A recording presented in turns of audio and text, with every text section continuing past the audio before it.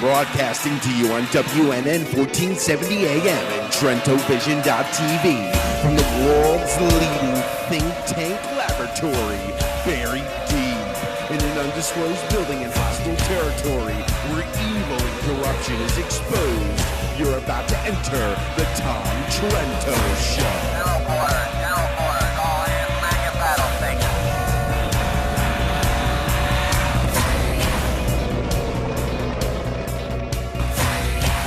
Trento heads United West, a group that says it defends Western civilization against the onslaught of Islam. Good afternoon, everybody. It is Friday, October 4th, 2013. Again.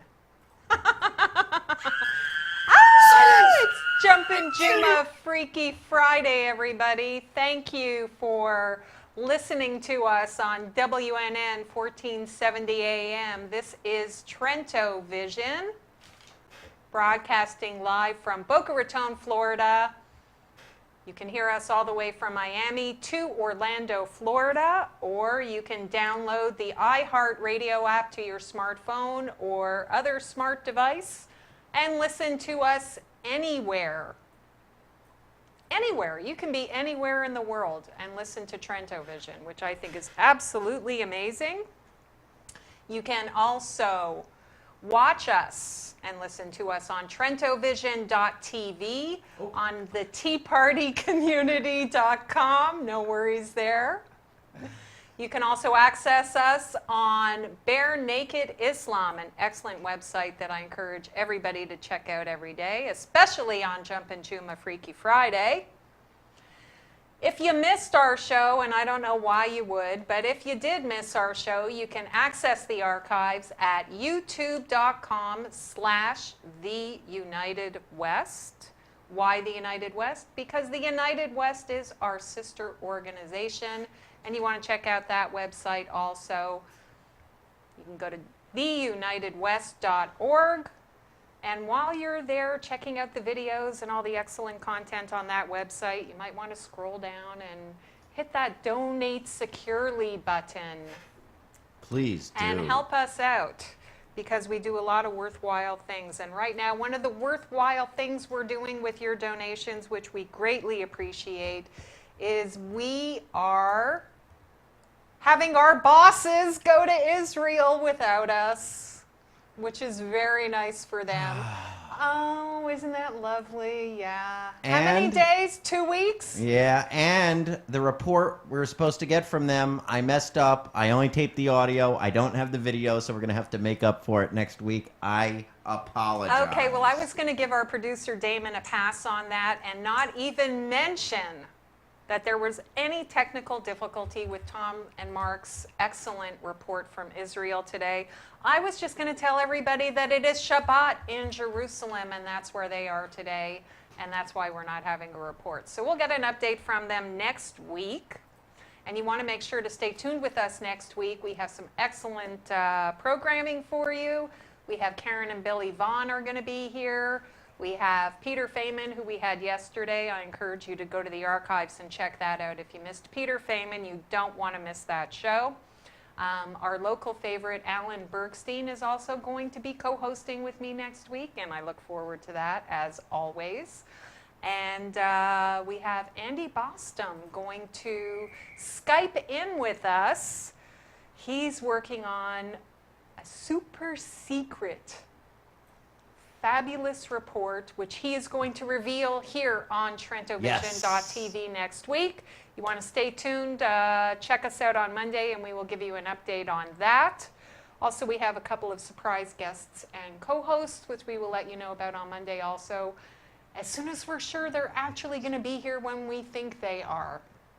Do you think we'll know that by Monday? I think we'll know that by Monday. All right. And then today we have the LipStick Pundit. Yes, we do. Ruth Roman. Ruth Roman will be joining us soon. Will be joining us, absolutely. We are going to be doing a telephone interview with Ruth. Yes, we are. I'm glad we didn't invite her to the studio because she would have left. She would have left already. I'm surprised you haven't left. I'm surprised also. I want to get some credit for this when the bosses get back. And who are the bosses? Tom Trento and J. Mark Campbell are in Israel without us, taking some amazing video footage and getting some outstanding interviews, and really they're getting a national security briefing from the Israeli viewpoint that you will never hear about anywhere else except for here on TrentoVision. So over the next few weeks, just because you didn't get to maybe hear all about their trip on a daily basis like we've been doing, we're going to put together some really good footage, really good highlights video of the trip, and I look forward to seeing that. Put them to work right away as soon as they get here. What do you think? Yeah. All right. I can't wait to get my hands on some of that video footage. Yeah. I can't wait until you create some of that video footage. Yeah, well. Yeah. All right, speaking of video footage, you did get some excellent video footage this week. It is, what is it? What do they call it? Israeli Apartheid Week again?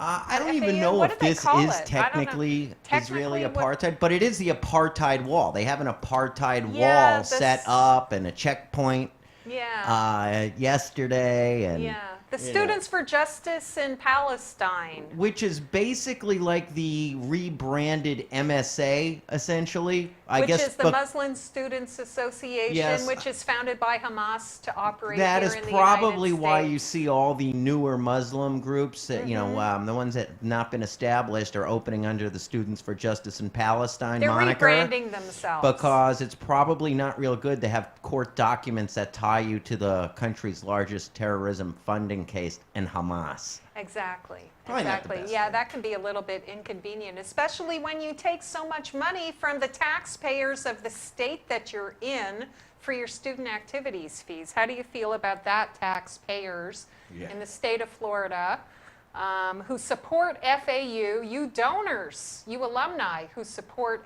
FAU? Damon was over there this week and got a really interesting geography lesson, and I want to start the show off with that today if I could.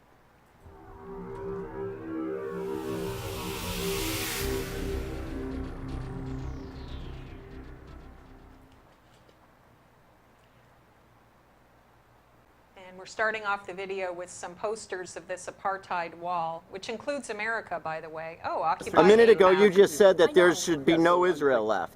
No, I think they should give it back to the Palestinians. What part? You said that this part right here should be given to the Palestinians. What? You said that all of these lands should be given back to the Palestinians. Yeah. And then I asked you, well, what would be left of Israel? And you said, well, there's no reason for there to be anything left of Israel. This was Palestine before it became Israel. And here's the history. Yeah. This was Palestine before. Where's the history? Palestine, and then Israel starts, and now it's all Israel. And this little tiny bit here is Palestine. It's like how the Native Americans out of all this land that we live on right now. So what should be left of Israel? Point on the map what should be left of Israel. Let's see. Well, no, in my opinion, this is all Palestine. Okay, so it's all Palestine. Should there be an Israel? The Israelis live on Palestinian land. Okay, the Israeli lives on Palestine. A fairness point of view would mean that there's no Israel. Is that what you're saying? Well, no, I mean, they don't have to occupy someone else's land. I just want to be there and make keep building settlements. So what part is their land? Who? Israel's. This is Palestine. Here, the whole thing. Let me say it again. This is Palestine. So there is no Israel. For you. Palestine. Were there Israelis, were there Jewish people in this land before there were, quote, Palestinians? Were there Jewish people on those lands? I don't know. What's the history? Crickets. I'm asking you. Do you not believe that Jerusalem is part of Israel? Listen, because I'm looking at it from a fairness point of view. A fairness point of view. Yeah. So point on the map what should be left of Israel. I can't. The map's too small. The map's too small, so Israel should be big. No, Israel. No, wait. This isn't a map of Israel, though. This is a map of Palestine. That's a map. So there is no Israel. Not in my opinion, no. Oh my gosh. I think that is one of the best interviews I have ever seen on the subject. Oh, you're kooky. No. Well, yes, I am kooky, but nevertheless, it is one of the best videos that I've ever seen. And for those of you who are listening on the radio, when you get home, go to youtube.com/theunitedwest, click on today's show, and you can see that video. Is there a link for that video by itself that people can access if they want to send it as emails to other people? Yeah. Okay, very good. Just go right to youtube.com/theunitedwest, hit videos, and you'll see it'll be one of the first couple of videos. Okay, so if you hit the videos in the archives, you can get that as a standalone. But why would you want to get it as a standalone when you could get this whole show?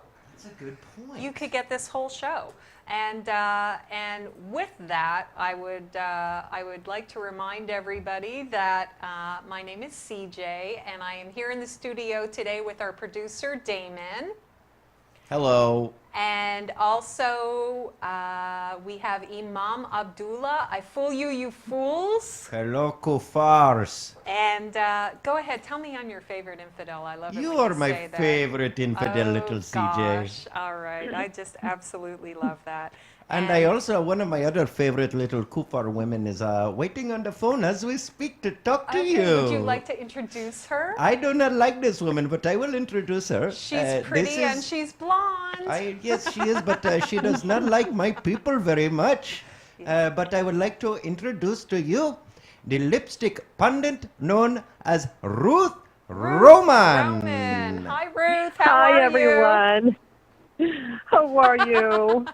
Thank you for your patience today. Isn't showbiz exciting? No problem. So the imam doesn't like my writing, huh? I do not like what you do one bit. No. Well, that must mean I'm doing a good job. You're doing a very excellent job. I think it means you're doing a good job. Absolutely. You're doing a very good job. And not just on this subject, but anything that's happening in Broward County, Florida, or the state of Florida, or Washington, D.C., Ruth Roman is the LipStick Pundit. She's an investigative reporter. She is a political activist, besides being a mother and a wife, and you're Wonder Woman, basically.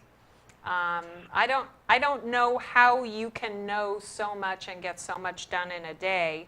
And I want to hear a little bit about what you're working on now. What did you think about Damon's? What do you think about Damon's geography lesson as it relates? Oh, we talked about that earlier. It's pretty bad. But of course, you know that we have the Marxists now that are in bed with the Muslim Brotherhood, which is really Students for Justice in Palestine. So an FAU is totally inundated with it, and I'm really upset about all of the anti-Semitism that's going on campus as well. Did you talk about the eviction notices? Oh, gosh, that was so last year and the year before and the year before. I mean, this is old news already. But they've never done anything about that. No, of course not. And the not. anti-Semitism is still rampant. And then we had recently the Stomp on Jesus professor who had the classroom exercise to stomp on Jesus. Right. And there was a huge protest there against that. And actually, people did back down a little bit. The university professor did actually put this professor on leave of absence, so something got done. Right. But the Marxists and the Muslim Brotherhood are together, and they really don't like the Jews, and they don't like the Christians. Well, I tell you, Damon was saying earlier when he was on campus yesterday, one of the professors came by and visited the SJP's apartheid wall on the FAU campus, and he wasn't like very old or anything like that, but he had gray hair and he was wearing flip-flops, kind of that young hippie kind of thing, and no briefcase, no book bag, of course no books because he's just a professor. But he did have a satchel, and what did that satchel say? Go Che or something like that? No, it was a picture. Oh, a picture. Of Che Guevara in his beret. Oh, my God. A picture of Che Guevara. So what chance do these students have when that's their professor? Yeah, Marxist indoctrination. It's everywhere. Yeah. It's not just the FAU, it's all the college campuses all over the country. Yeah. gosh, would you recommend to young people now to go to college? You know, we always ask people who are in the military or retired from the military. We've asked this of several Navy SEALs. You know, given what's going on in the military these days, would you be able to recommend to people to, you know, to sign up to try to become Navy SEALs? And it's really mixed. I mean, these are the most gung-ho military people on the planet, and with all the political correctness and the rules of engagement, and the government basically trying to dismantle the military, they can't recommend it.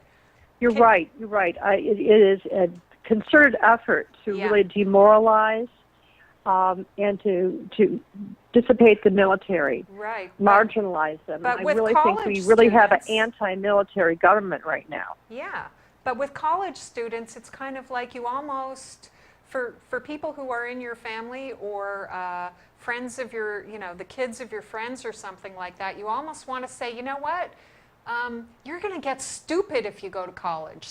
Don't go to college. I mean, go to college if you want to learn how to be a dentist or something like that. But if you're just going to kill a few years while you figure out what you want to be when you grow up, if you want to get an education, go to the library and check out some books. Figure out how to start your own business. Why waste $100,000 or more on a college education that is really just a Marxist indoctrination? Well, it's also been an influence operation with the Sunni Muslims, with the Qataris, and, of course, with Saudi Arabia, pouring a lot of money into our Ivy League universities. And where do we get most of our State Department people? From Harvard and all of our top Ivy League universities. So they really have totally inundated them with gifts and things like that to really change the mindset. And we're seeing a product of that right now. Yeah, I'm glad you brought that up, Ruth, because one of the stories we wanted to cover with you today involves the State Department. In fact, it involves John Kerry, who is our Secretary of State, and he has a brilliant, cunning plan, a $200 million funded plan. Yes, I'm very familiar with that. Create a program for, well, gosh, it looks like a jobs program for would-be jihadis. Why don't you tell us a little bit about this story, Ruth? It's called the Global Fund for Community Engagement and Resilience. And it's a $200 million operation. John Kerry is working on this in conjunction with the Turkish foreign minister. And they're under the assumption that the reason why people become jihadis is because they're impoverished and they just are so poor and just so uneducated that they just need a little bit of help and they won't be jihadis. Oh. But of course, we know that on 9/11 people, the jihadis who committed horrific acts, these were very well-educated people. They were all engineers, very, very bright people, masters and up. And so this totally throws a kibosh in this kind of theory. It's a bunch of nonsense, to say the least. Absolutely. It's a big lie. It's a big lie. That's like what we used to say in this country. You know, we give a pass to people who are violent, believe it or not. I don't know why we do it. But we say that, people become drug dealers or people kill each other on the streets because we didn't give them enough free housing or food stamps or jobs. It's always we didn't give them enough. Nobody ever says they didn't do enough for themselves. It's always we didn't give them enough stuff, therefore they don't have enough stuff, therefore they're angry and not responsible for their violent behavior against the rest of us. It's an apologist mentality. And it's like we're so guilt-ridden, right? They didn't mean to do this, and it's because they're poor. And no matter how much money you throw at the jihadis, they're still going to do it because it's written right in the Quran. That's right. Absolutely. And the fact is, let's not forget that they are jihadis. I mean, they're called what are they trying to counter here? Oh, yeah. They call it Countering Violent Extremism, the CVE plan. Now, I think it's very interesting that they call jihadis violent extremists. The Republicans are called jihadis by the Democrats.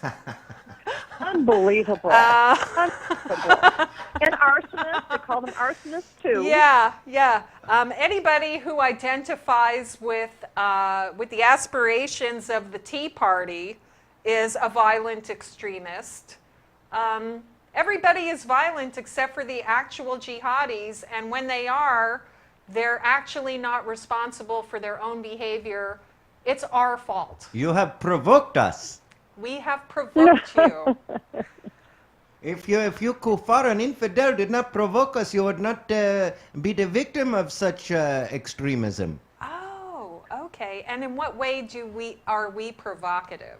Hey, you do not respect our Muslim sensibilities and sensitivities. Do you mean that we offend you? Absolutely. That is one of the worst things that you do. Can you give us any examples of how we are offensive to your Muslim sensibilities? Yes, just by speaking of Islam. If you are not Muslim, you should not even say one word of us, or our prophet, or our God.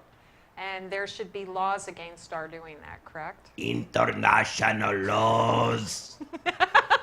So you go along with the blasphemy laws with the OIC, right? Of course, I endorse 122%. That's right, because if you're a shady kind of guy, you want to vote as many times as you can, right? Yes, the blasphemy laws should absolutely 100% be a part of all countries. Like you said, Ruth, the OIC is the biggest voting bloc of the United Nations, and if the biggest voting bloc of the United Nations want the blasphemy laws, then there should be the blasphemy laws, no? It's a very scary path we're going down. It's a rabbit hole we're going down. And here I'm going to ask you, Ruth, one of the things we were talking about earlier for Jumpin, Jummah, I know you know all about this mall attack in Nairobi. Yes. And the Somali connection from the United States to the yes, attack. with Al-Shabaab. Right. Well, some Somali youth, I should put quotations around that. Somali youths. The youths in Minneapolis revolt against Nairobi attack speculation, not against the attack itself, but against any speculation that we have that any Somalis, especially from the United States, were actually involved in this.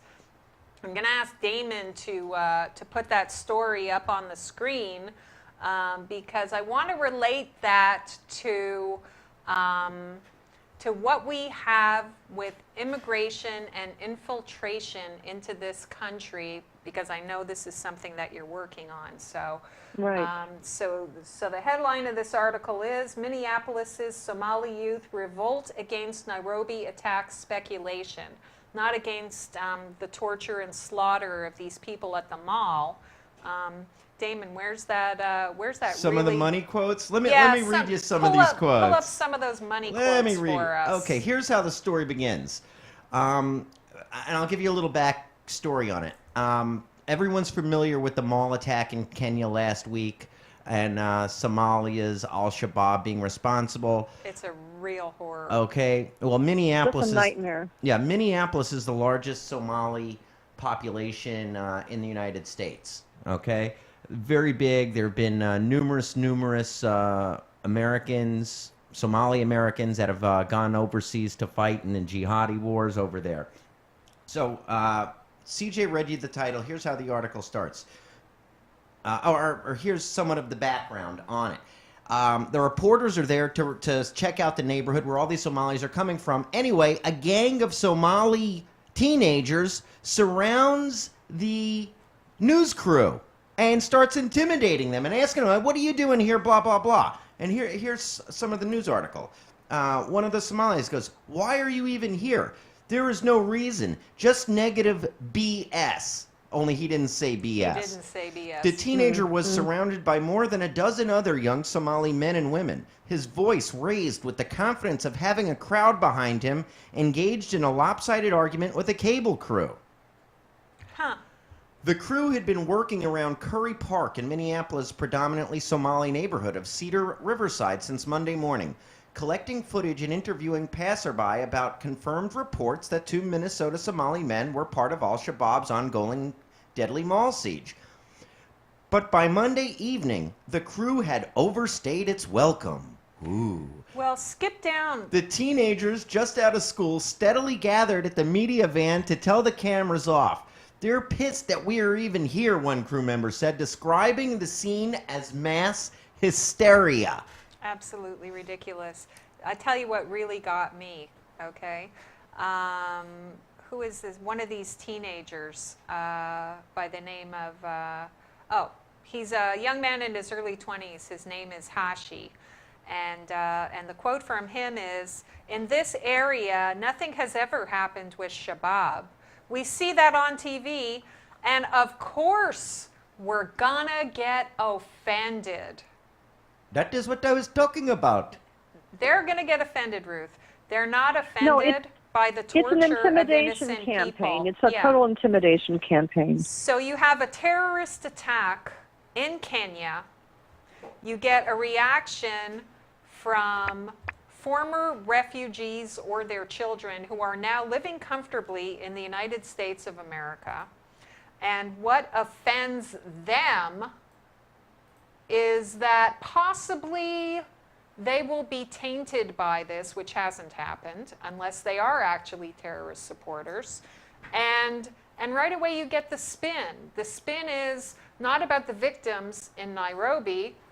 The spin is, which hasn't happened yet, that now these Muslims here in the United States are the real victims of an attack against innocent people at a shopping center in Kenya. The people were still bleeding and dying in Africa, and here they're playing the self-victimization game already. Yeah, it's like they have... the blood's not dry. They have CARE's talking points in their back pockets, and they just wait for an opportunity to pull it out and read it. Here's another great quote from one of the... this is from a girl, 16 years old, or 17 years old, and the thing, it says, "You have to understand our fear," she said. "When things like this happen, people are immediately going to point at a girl with a headscarf and a black guy.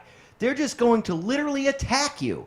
We're already, like, scared. And now we're like, what is going to happen to us, you know?" Oh, my gosh. What do you think about that, crazy. Ruth? But, you know, there are parents of these Somalis who've disappeared and gone overseas. And I've seen many, many articles about the parents wondering where these kids have gone to. Right. They've disappeared. Losing our sons.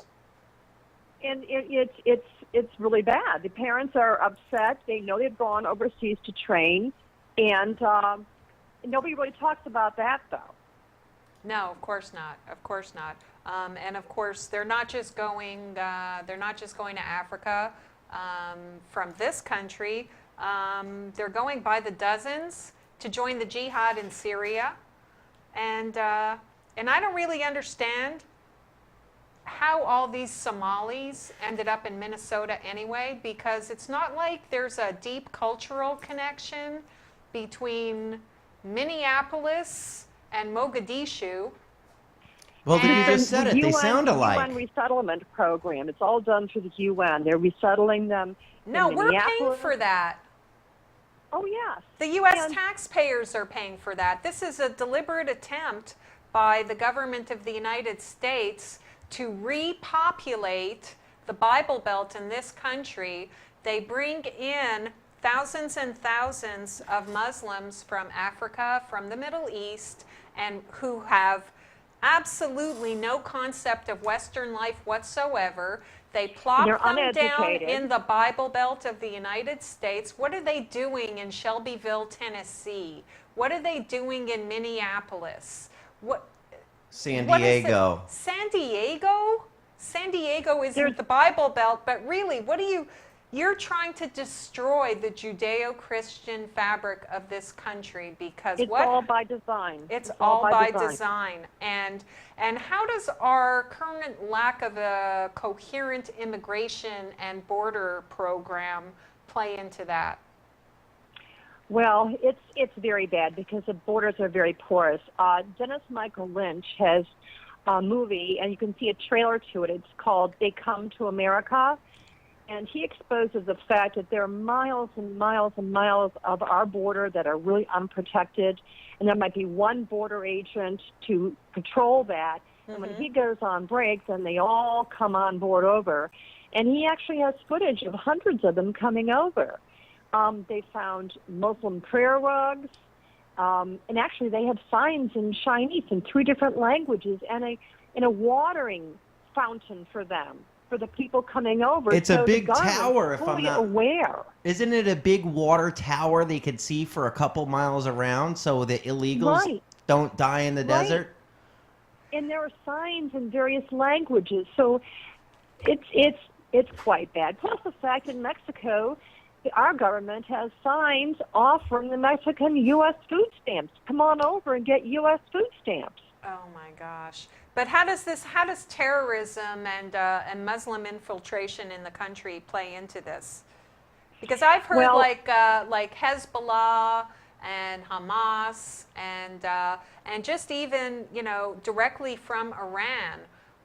That they're going to Mexico, to Central America, to South America, and they're training themselves in Spanish and Portuguese, and getting passports or papers from Spanish-speaking countries, and then sneaking across the border into the United States just to pass themselves off as, just more of your garden variety illegals. Right. Well, Iran is actually sending a lot of Hezbollah to, especially Caracas, Venezuela, where they're studying Spanish, and some of them are staying in 5-star hotels because I personally have talked to people who've seen them there. Oh, really? And, a person who is actually down there on business is staying in a 5-star hotel in Caracas, and he noticed these Middle Eastern types in the hotel, and he talked with them in Spanish because they did know broken Spanish, and he's Hispanic as well. And they actually told him that they were being sent there by the government of Iran to learn Spanish. So the modus operandi is they're going down to Caracas and many other major cities, learning Spanish, and they're going to be infiltrating into our country and pass themselves off as Hispanic. Pass themselves off as Hispanic?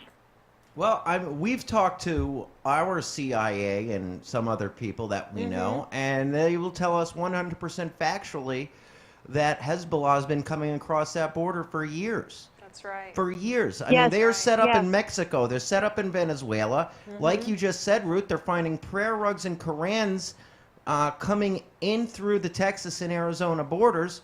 What do you think they're doing there? Now, and here's another thing, going back to our doofus commander-in-chief. What did he think if he were to go and start striking Syria a few weeks ago? What did he think? I mean, let's leave the Russia part out of it, because Russia happens to have a naval base there. Maybe he didn't remember that part. He didn't anticipate the Russians saying, not so fast. But how about, what do you think exactly these sleeper cells are waiting for? Do you not think that a direct strike on their hand puppet Syria would be enough to send Hezbollah and these sleeper cells into malls and other soft targets around the country? That's Absolutely. Right. There are at least minimally 25 terrorist camps around the country, and we know that Hezbollah's in. We know that all these cartels have actually penetrated the borders, and now they've settled down in a lot of our major cities. So it's not just Hezbollah. We've got the cartels we're dealing with too, because they work hand in hand. Yeah. I have about a minute and a half tape from They Come to America. If you guys want to play it real quick, it's about a minute and 27. Should we play that, Ruth? I think you should. It's very, very informative. Okay, let's go ahead and play that. Just a real quick real quick clip.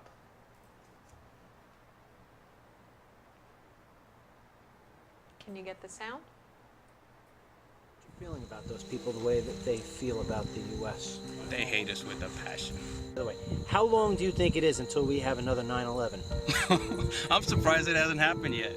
Really? This tell you is what, as Army soon as they right figure here, out guys, how to get on a the nuclear radio. device in here, we will lose the city. Listen, I'm one of the people you saw running from the Twin Towers. That's why I have never forget on the back. In fact, I carry this with me. I was on Neil Cavuto of Fox and Friends. I get chills talking about this. So this guy's name is George Kane. He's a fireman. And I hate saying this, but I was getting my makeup done in the makeup room. And the woman says, why are you here? You know, why are you going on Neil? I said, I made a film about illegal immigration. She says, you know, what do you think of it? I said, I think it's the worst thing that's happening to the country, and nobody's going to be happy until another 9/11 happens. That's when everybody's going to wake up. I go do my interview. I talk about 9/11. I come out. This woman is standing in the hallway with tears pouring down her eyes. And she says, I need to give this to you. You're the first person who's come here into Fox and tell the truth about what's going on. I don't want to see this happen again. Please carry this. I carry this guy with me no matter where I go. So you know what? I can't forget. I won't forget. And I've had threats of people calling me a racist, the whole 9 yards. But I will not quit. Oh my gosh, we need to see that. Yeah, I saw him, and I in fact, Ruth, I saw you there at the Tea Party Fort Lauderdale, where he spoke live a couple months ago. Oh, that's right. He was very good. Trailers. Each trailer is a little bit different, and each trailer is very informative. They've even interviewed illegals that have come here, and they actually admit that they're taking American jobs. They admit it, and they know it. Oh, of course they do. Oh my gosh. Oh my gosh. All right, it's 37 minutes after the hour on Friday, October 4th, which is... Oh, I'm sorry. Is... You're killing me here. I'm not as fast as Mark, okay? I'm just not as fast. There we go. Silence! Jumpin' Jummah Freaky Friday. Sorry about that, Ruth. That's okay. What else are you working on? Oh, just a lot of different things. I'm working on an investigation of Obamacare. I'm finding a lot of fraud with that, so I've got a pending article Wait a coming. minute. You're finding fraud with Obamacare? Just a lot of it's. Wait till you see my article. I can't really reveal too much right now, but it's like going into a rabbit hole and getting deeper and deeper, and it doesn't make any sense. And I think the American people, my advice is don't sign up with anything. Do not sign up. And the IRS cannot confiscate your funds and things like that. So just wait till my article comes out. Okay. Don't sign up, and don't be nervous about it. Well, if people want to follow you, to follow your articles, they can go to lipstickpundit.com. Lipstick Pundit at WordPress.com. WordPress.com. That would be your email. And then your Twitter is Lipstick Pundit, the number 1 to tweet, right? Right. And then I also write for Watchdog Wire. You can find my articles on Watchdog Wire. Watchdogwire.com. Right. Absolutely. I have to tell you, the reason why Invisible Mike isn't here today is because we sent him to sign up for Obamacare through one of the exchanges, and we told him he can't come to work until he's successful. And it's been more than 24 hours, and we still haven't heard from him. I think we can expect the another. exchanges aren't really open here in Broward County, even though they're supposed to be. I have a contact who visited 3 different public facilities, and they were not signing anybody up. Oh, I'm shocked. Absolutely shocked. Absolutely shocked. Well, I want to thank you so much for everything you did and didn't get to do today. Always a pleasure. And please let us know when your Obamacare expose comes out, and we can have you back on the show and talk about that breaking news. Okay? Okay, terrific. All Have right. a great day, Have guys. a great weekend. Thank you, you Ruth. infidel. Okay. Ruth Roman. Bye-bye, Imam.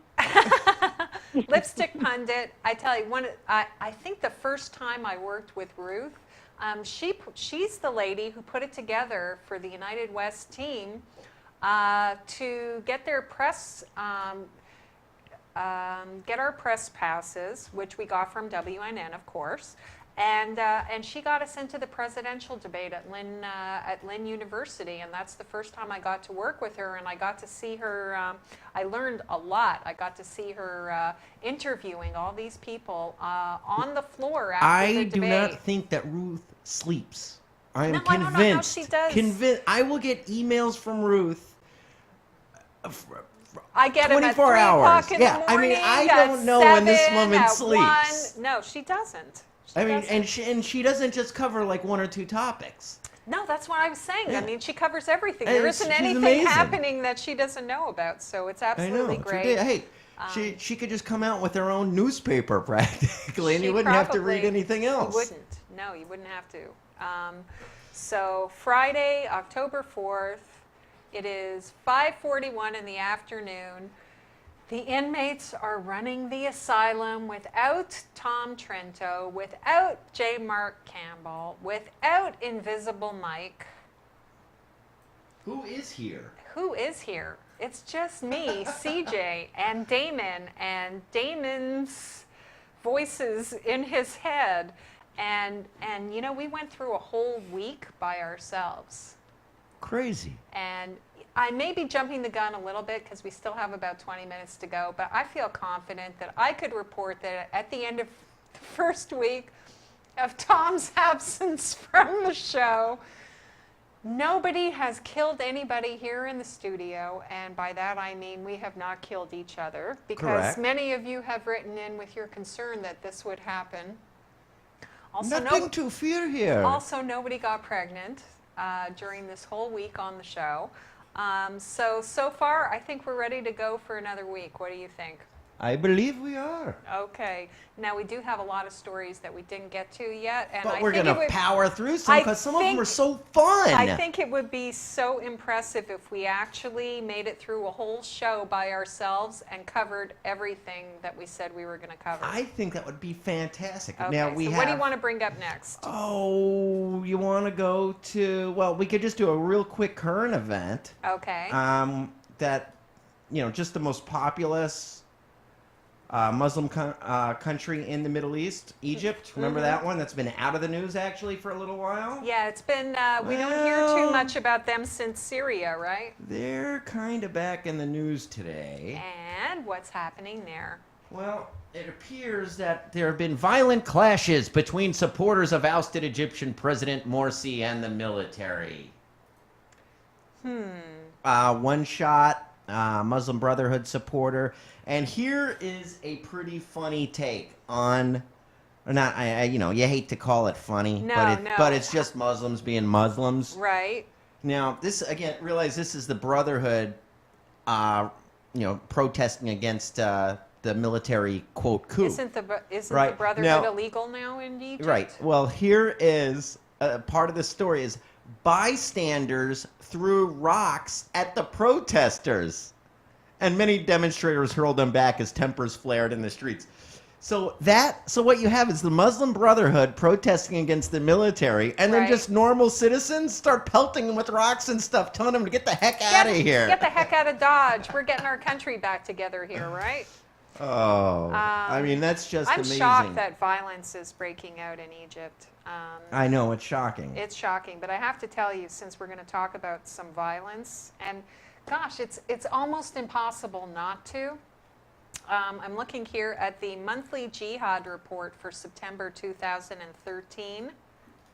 Oh, give me a second on that one, would you? Can I read it and then you can put it up on the screen, or do you want me to not mention that? Give me a second. Okay, here. I'm going I'd to like give you a bring it mention up on that. for you. By the way, another good website besides Bare Naked Islam, if you want to really keep up on what's happening in the world of Islam, if you go to thereligionofpeace.com, they keep track of every single terrorist attack, Islamic terrorist attack, since 9/11, which has now numbered 21,684 deadly terror attacks since 9/11. That's crazy. Brought to you in the name of the religion of peace. But the monthly jihad report for September of 2013, we had 233 jihad attacks in 19 countries, killing people of 5 religions, with 2,005 dead bodies. I think over 1,000 of them were in Iraq alone. And 3,079 critically injured. So we have over 5,000 dead and critically injured just in 1 month, just only in the name of Islam. Does anybody see, is there a pattern? We are crushing you. We crush you every month. No religion can compare to the amount of dead bodies piled up in the name of its God. We crush all you. I think the way it's going, you're going to beat out the Ramadan bomb-a-thon. I don't think you're... Ramadan is very special. No, because we were at the 3,000 dead in Ramadan. Yeah, but you had a little bit less than 2,000 critically injured. So really your numbers were... we were more proficient. You were more proficient. Oh, yes. So does that mean you're going to try harder next month? We try harder every month. Every month. There are more of us every month. The hatred only grows every month.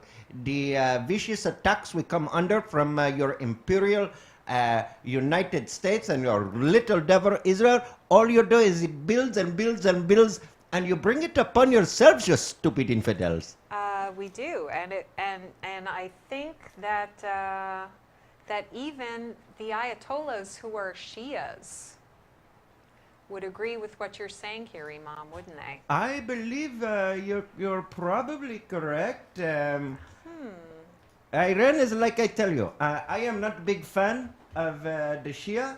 They are not the people that I like. I think they are filthy, horrible people. And they get what they deserve. So they get what they deserve. Well, there's an Ayatollah by the name of Mohsen Khomeini. He's head of international affairs of the Office of Supreme Leader of the Islamic Revolution, Imam Khamenei. And he is of the opinion that the U.S.-led global imperialism was the mastermind of Shia-Sunni riots across the world. So you're right. I mean, this is something you guys can both agree on. To quote him, he says, Shia-Sunni tension is created to benefit and defend the weak and illegitimate state of Israel. I could not say that better myself. Good quote for a Shia filthbag. Of course, even he would recognize that there is a state of Israel, legitimate or not. Oh, are you referencing our our local scholars with the geography lesson from FAU? Yes. Somebody needs to go back there to FAU next week and show them that, you know what, even these guys recognize that there is a state of Israel. I would pay, speaking of FAU again, I would pay $100 to watch that professor with the Che Guevara bag walk through Hialeah, Florida. I'd pay $100 to watch him walk 10 minutes through Hialeah. I would just love to sit in on one of his lectures. Well, what I'm saying is he couldn't walk 10 minutes without someone putting one in the back of his head. Because he couldn't walk 10 minutes without walking by someone who Che Guevara killed one of their family members. Yeah, you're absolutely right. Okay? So FAU is about 45, 50 miles from Hialeah. Yeah, which is another world away. And I swear to God, if this guy walked through Hialeah with that, he wouldn't make it 10 minutes. How do you think, just like you and I'm sure you've lost family members in the Holocaust. I have. Yeah. I mean, how do you like it when someone's wearing Nazi regalia around you? Yeah, I'm not a fan. Yeah. Yeah, not a fan. To say the least, I am not a fan. Absolutely. Totalitarianism in all its forms is not for me. Yeah, here just to finish off that story, 75% of the media is under control of the United States through which the devil of the world politics manipulates global and regional events. The U.S. impose wars on nations and usurp their resources. Ayatollah Khomeini further said that Palestine still remains under the domination of an illegitimate state. I mean, realize, people, Shia and Sunni have been killing each other for 1,381 years. Since probably about 2 weeks after the death of the so-called Prophet Muhammad, Shia and Sunni have been killing each other. Yet somehow it is the fault of the United States, which didn't exist until 1,100 years later, and Israel.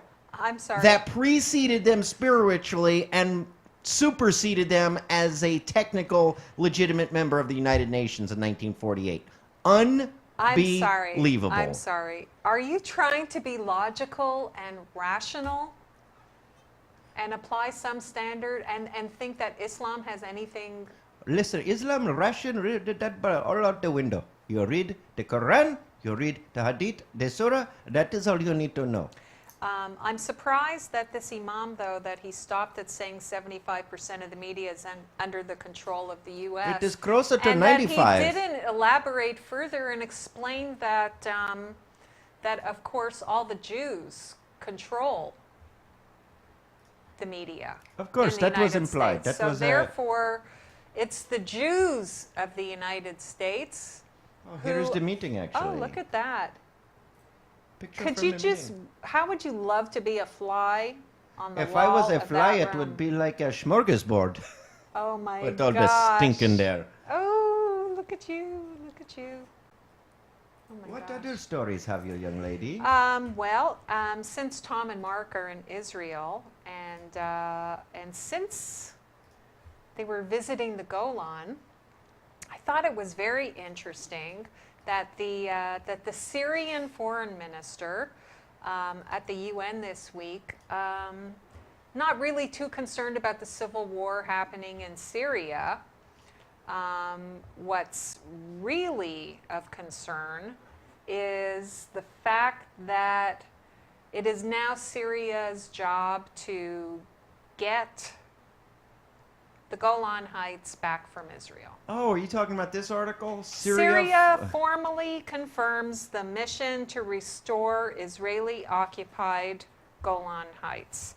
Now, what does that mean, Israeli-occupied? And you should see what the heck happened to my screen with this story. That is weird. I had this story up on my screen, and somehow there's something on here that I cannot click. That is the funniest thing. I think that'll be for after hours. That'll be, I'm going to have to show you later. Get that off my screen. Do you have the naughty stuff on your screen? Yes, I do. Get it down. Get it down. So what do you think about that in light of the civil war in Syria? Here it says, Syria is determined to restore the Israeli Golan Heights to Syrian rule. Syrian Foreign Minister Walid al-Mu'alem said on Monday in a speech to the UN General Assembly. So let's just, you have at the United Nations General Assembly, Syria, a country being torn apart by a civil war that almost was on the receiving end of a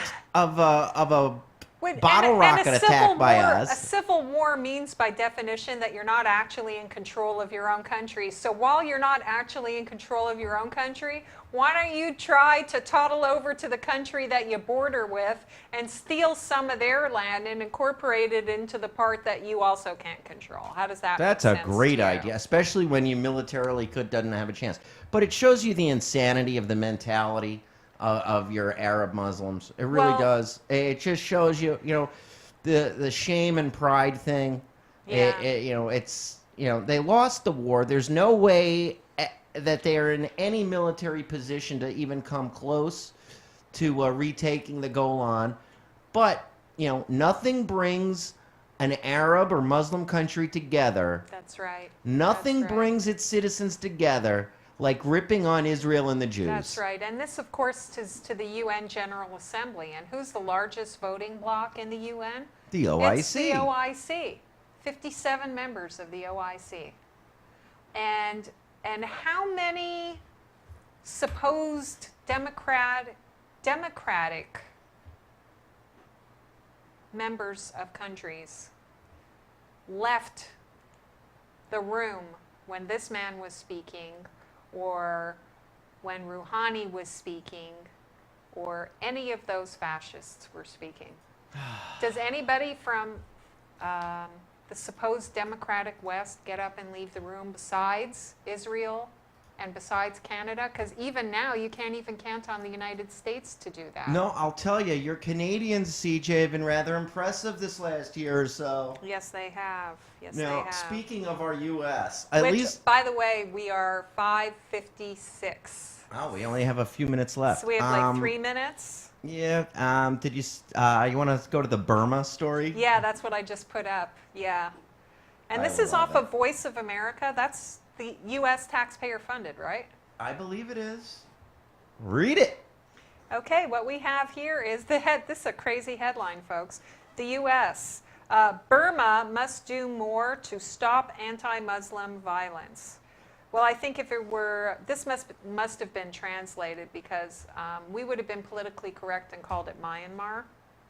But, but anyway, the United States is condemning a fresh round of deadly attacks against minority Muslims in Western Burma and urging authorities to do more to address the long-standing sectarian tension there. Now, I have to tell you that it's the Muslim minority in a predominantly, isn't it Buddhist? I believe so. Buddhist and Hindu country? Hindu. Yeah. To reading, it's amazing. Here's now, just to let me finish the quote. This is the U.S. Embassy statement. Yeah. Strongly urged the Burmese government to, quote, respond quickly and decisively in protecting residents and holding accountable those responsible for the violence. It also said Burma must, quote, do more to ensure progress and security, rule of law, justice, humanitarian access, and reconciliation in Rakhine State. Now, how many Christians have they defended? Thank you. I'm sorry, hundreds and thousands in Egypt, in the Syria, cops are almost gone. all over Africa, in Nigeria, in Syria, Sudan. How many hundreds of thousands? Dearborn, Michigan. Good grief. Good grief. Not a peep out of this administration to defend Christians who are being slaughtered around the world by Muslims. Absolutely disgusting. But this we have time for. This we have time for. All right. Absolutely. We have a minute or a minute and a half? I think we have about a minute. Okay. Yeah, we have a minute and a half. Okay, so with our minute and a half, I want to thank everybody for watching and listening to us this week. And please stay with us next week as we bring you more interesting videos from Tom Trento and J. Mark Campbell visiting Israel, getting a national security briefing over there. Fascinating trip. Stay tuned to TrentoVision.tv and get an update from Karen and Billy Vaughn and Peter Feynman and Alan Bergstein and Andy Bostom and me, CJ. We're going to have a fun week. We're going to have a really good week next week, and no deaths in the studio and no pregnancies. So I think we did very well, and I want to thank you all. Stay tuned again. Thank you, Damon. You did really, really great today.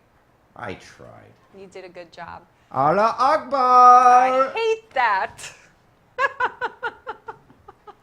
Look at that. I hate that map, too. Okay, so it's all Palestine. Should there be an Israel? The Israelis live on Palestinian land. Okay, the Israeli lives on Palestine. A fairness point of view would mean that there's no Israel. Is that what you're saying? Well, no, I mean, they don't have to occupy someone else's land. I just want to be there and make them keep building.